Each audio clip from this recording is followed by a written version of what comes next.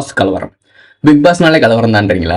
Big பாஸ்ல ஒரு task வச்சிருக்காங்க. ஏதோ மஞ்சள் தண்ணி ஊந்தி ஏதோ பண்ணிட்டு இருக்காங்க. ஜூஸ் போட சொல்லிருப்பாங்க போல. அதுல வந்து திவாகர் என்ன பண்றாப்புல அப்படியே ஜூஸ் வந்து ரிஜெக்ட் பண்றாரு.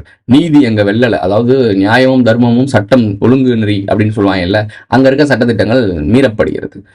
ரூல்ஸ் அண்ட் ரெகுலேஷன் உங்களுக்கு இருந்தா எங்களுக்கு கிடையாது அப்படின்ற மாதிரி மீறப்படுது. திவாகர் மீறாப்புல, ஆண்ட பரம்பரை மீறாப்புல. மீறினோடனே அங்கிட்டு ஆப்போசிட்ல இருக்கவங்க நம்ம ஒரு அக்கா இருப்பாங்களே, கனியக்கான்னு நினைக்கிறேன், அவங்க வந்து என்ன பண்றாங்க, இப்படி என்னைக்கு சட்டமான அராஜகம் நிலைக்கு போகுதோ அப்போ நாங்க கலவரம் வெடிக்கும். பக்கத்துல கலையரசன் திருப்பி ஆமா வெடிக்கும்ன்றாப்புல.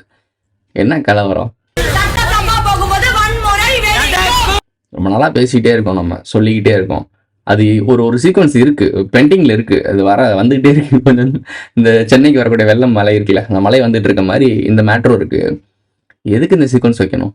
நீதியும் சட்டமும் தவறாக செயல்படும் போது, நீதி தவறும் போது கலவரம் வெடிக்கும்னு சொல்றாங்க. அங்க நீதி தவறு இருக்கு, கலவரம் வெடிக்குன்னு சொல்றாங்க. இவங்க எந்த கலவரத்தை சொல்றாங்க? பிக் பாஸ்க்குள்ள அந்த சேரை தள்ளி விட்டு அடிச்சுட்டு உருள்றதா?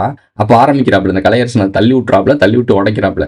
யாரு அந்த இவர் தான், அகோரி தான், தள்ளி விட்டு உடைக்கிறாப்புல. கோஷம் போட ஆரம்பிச்சிட்டாங்க.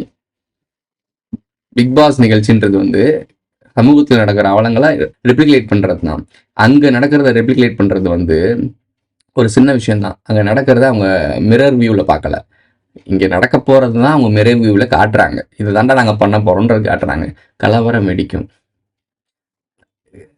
தெரிஞ்சுக்க, அண்ணன் வந்தா தமிழ்நாடு அமெரிக்கா, அந்த வார்த்தை எதுக்கு? தம்பி குடும்பம் தான் இங்க இருக்கு, அண்ணன் குடும்பம் தான் வரல. அண்ணன் குடும்பம் வந்தா அமெரிக்காவை மாறும். ஏன்னா அமெரிக்காவில தான் அண்ணன் குடும்பம் இருக்கு. இவ்வளவு விஷயங்களை சொல்றீங்களா ப்ரோ, உங்களுக்குலாம் இந்த பிரச்சனை வராதா ப்ரோ அப்படின்னு கேட்குறீங்க. ஒரு சின்ன சீக்வன்ஸ் தான். நம்ம இவங்க நான் முன்னாடியே சொல்லியிருக்கேன், ஒரு லேயர் இருக்கு. இந்த லேயருக்கு மேலேயும் போகக்கூடாது, கீழேயும் போகக்கூடாது. கீழே இருந்தா கண்டுக்க மாட்டான், மேலே போனா கண்டுப்பான், பிரச்சனை ஆகும். இந்த இரும்பு திரைப்படத்தோட சொல்லுவாங்கல்ல, நீ வெறும் நம்பரா இருக்க வரைக்கும் பிரச்சனை கிடையாது, என்னைக்கு ஒரு ஆளா மாறுறியோ அன்னைக்கு தான் பிரச்சனை. நான் இப்போ வரைக்கும் நம்பராக தான் இருக்கேன், நம்பராகவே இருந்துட்டு போகிறேன், எனக்கு பிரச்சனை இல்லை. நான் ஆளாக விரும்பவே கிடையாது. ஆளாகிறதுக்கு ஒரு நேரம் வரும், அப்போ ஆயிக்கலாம். இப்போ நம்ம நம்பராக இருக்கிறது தான் நல்லது. ஏன்னா சமூகத்தில் நம்ம வாழ்ந்துட்டு இருக்கோம்ல, ஸோ நம்பராக இருக்கிறது தான் நல்லது. நமக்கு ஆளாகிறதுக்கு நேரம் வரும், அப்போ ஆளாகிக்கலாம். அது உங்களுக்கு புரியுற மாதிரி சொல்லணும்னா ஒரு சீக்வன்ஸ் வீடியோவை லூசிபர் படத்தில் போட்டிருப்பாங்க, சும்மா சிம்பிளாக புரிய வைக்கிறதுக்காக.